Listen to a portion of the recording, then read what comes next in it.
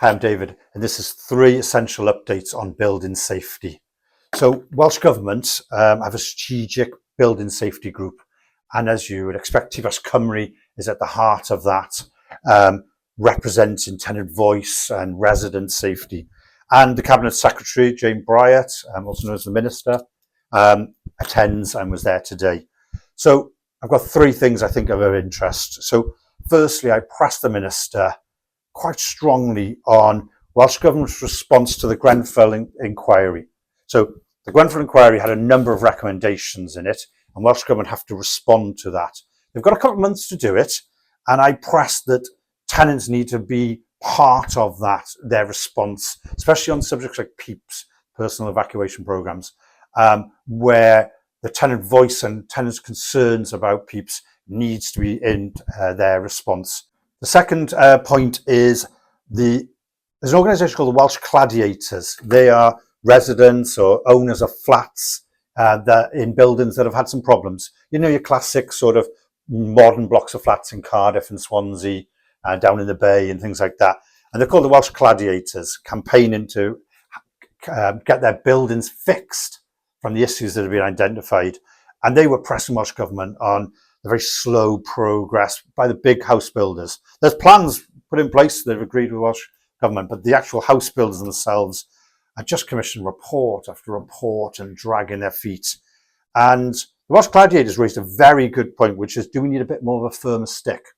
So should the big house builders be prevented from building new homes, or should there be fines for them unless they fix the existing buildings that they made that have got problems in them? And I think there's a lot of unease about that, but I respect Welsh Gladiators for asking those questions. Is it time for a firmer stick? And the third and final point I want to make was the Tri-Fire scandal. So you may have seen this in the news over the last week. So your safety in a high-rise building relies on basically somebody doing a risk assessment of the condition and the issues in that building. There's lots of paperwork and lots of things in high-rise buildings, but it comes down to something called EWS1, this piece of paper. And the Tri-Fire scandal is that somebody working for a company called Tri-Fire has done hundreds of them over the last couple of years, and it's been revealed that they weren't allowed to, that they didn't have the right. They were qualified, but they didn't have they'd been effectively suspended from their professional organisation.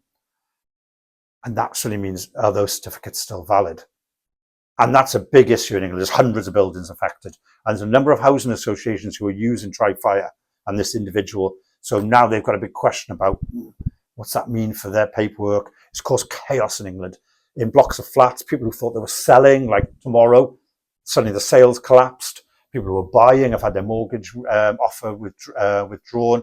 There's a big issue.